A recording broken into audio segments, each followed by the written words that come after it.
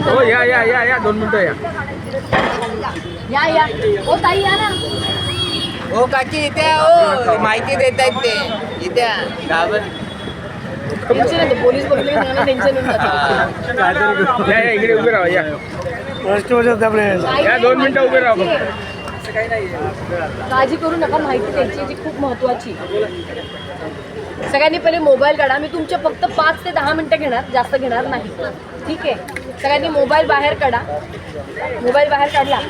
सगळ्यांनी एक number save करायचा आहे तुमच्या मोबाईलमध्ये. सगळ्यांना 100 नंबर माहिती आहे ना? 100 नंबरला तुम्ही का कॉल करता? पोलिसांची मदत पाहिजे म्हणून तुम्ही कॉल करता. कुठे भांडणं झाली, कुठे अजून काही कौटुंबिक वाद झाला, कोणी कोणाला छळलं, धमकी दिली, हाणामारी झाली, काय करता तुम्ही? 100 नंबरला लगेच फोन करता आणि माहिती देता. बरोबर आहे. पण तुमच्या संदर्भात कुठला सायबर फ्रॉड झाला, सायबर सिक्युरिटीचा नंबर काय झाला तर तुमच्याकडे कोणाकडे नंबर आहे का सायबर फ्रॉडच्या संदर्भात? हेल्पलाईन नंबर सायबर नाही ना? तर सगळ्यांनी मोबाईलमध्ये एक नंबर सेव्ह करा. 1930 1930 1930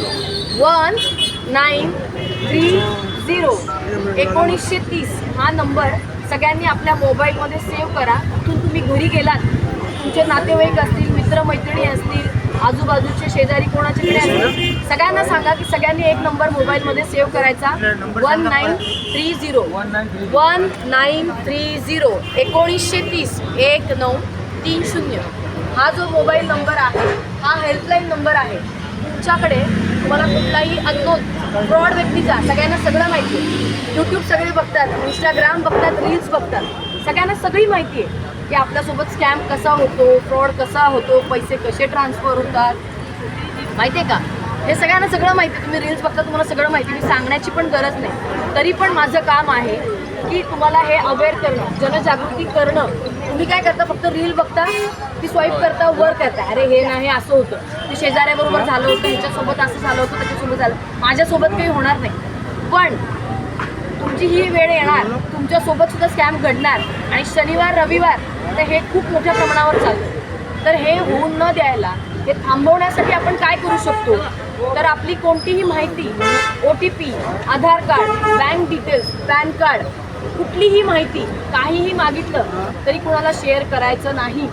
कोणीही तुम्हाला म्हटलं की मी तुला चुकून पैसे पाठवलेत, मला ते पैसे परत पाठव, तर त्याला पैसे परत पाठवायला जायचं पण नाही. आणि चुकून आपल्या मोबाईलमध्ये आपला पिन टाकायचा नाही, पासवर्ड टाकायचा नाही. कारण तो पिन किंवा पासवर्ड टाकला, तुमची सगळी मोबाईलची माहिती, तुमचे अकाउंट डिटेल्स समोरच्या व्यक्तीकडे जाणार. तुमचे फोटोज असतील, व्हिडिओज असतील, ते मॉर्फ करणार. मॉर्फ म्हणजे काय करतात? ते चेहरा तुमचा ठेवणार, तुमच्या घरातले किंवा नातेवाईक यांचे ठेवणार आणि खालची संपूर्ण शरीर जे आहे, बॉडी आहे, ती पूर्ण नग्न करणार, म्हणजे न्यूड करणार. आणि मग तुम्हाला ब्लॅकमेलिंग सुरू करणार की असे तुमचे जे फोटो आहेत मी तुमच्या रिलेटिव्हला, तुमच्या कॉन्टॅक्ट्सला, तुमच्या ऑफिसमधल्यांना, इकडच्यांना तिकडच्यांना पाठवणार, तू पैसे दे. मग तुम्ही काय करणार? भावनेच्या बहरात पैसे देणार, तुमची माहिती देणार. तर हे करायचं नाही, ह्याला घाबरायचं नाही. आणि हे घाबरून कोणतीही चुकीची गोष्ट करायची नाही. चुकीची म्हणजे काय? लोक आत्महत्या करतात. तर या गोष्टी करू नका. आयुष्य खूप महत्त्वाचं, मूल्यवान आहे. आपली फॅमिली असते, आपण त्यांच्यासाठी, कुटुंबासाठी जगत असतो. तर ह्या गोष्टीसाठी तात्काळ रिपोर्ट करायचा. 1930ला कॉल करा किंवा cybercrime.gov government.in या वेबसाईटवर जाऊन तुम्ही स्वतःसुद्धा कंप्लेंट नोंदवू शकता. किंवा तुम्ही चक्षू नावाचं पोर्टल आहे, तुम्ही घरी गेल्यानंतर, इथून गेल्यानंतर चक्षू नावाचं पोर्टल आहे, ते तुम्ही यूट्यूबला स्वतःहून बघा की ते कसं काम करतं. तुम्ही कोणता आलेला कॉल असेल, SMS असेल, व्हॉट्सॲपचा कॉल असेल, त्याच्या संदर्भात कसा तुम्हाला रिपोर्ट करायचा असेल किंवा इंटरनॅशनल कॉलसुद्धा असतात, त्याच्या संदर्भात सुद्धा तुम्ही रिपोर्ट करू शकता. त्याच्यासाठी 1963 हा नंबर आहे आणि एक टोल फ्री नंबर आहे, त्याच्यावरती सुद्धा तुम्ही जाऊन कॉल करू शकता आणि सांगू शकता. म्हणजे असं नाही की फक्त भारतीय नंबरच तुम्हाला स्पॅम करतो, इंटरनॅशनल कॉलसुद्धा असतात की ते तुम्हाला स्पॅम करतात. मग तुम्हाला खूप टेन्शन येतं, अरे मॅडम कसं करू, काय करू? तर ह्या बाबतीत अवेअर होण्यासाठी तुम्ही या चक्षू नावाचं जे पोर्टल आहे, गुगलवर जाऊन टाकायचं चक्षू संदर्भात माहिती. मग ती कशी काय ते यूट्यूबला पहा.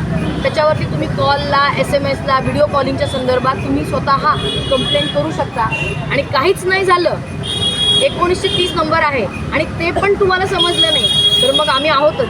आम्ही आहोत तिथे तुमची आम्ही हेल्प करतोच, पण तरी तुम्ही एक जागरूक म्हणतो ना आपण, एक अवेअर नागरिक आहात, जागरूक नागरिक. त्याच्यासाठी तुम्ही काय केलं पाहिजे?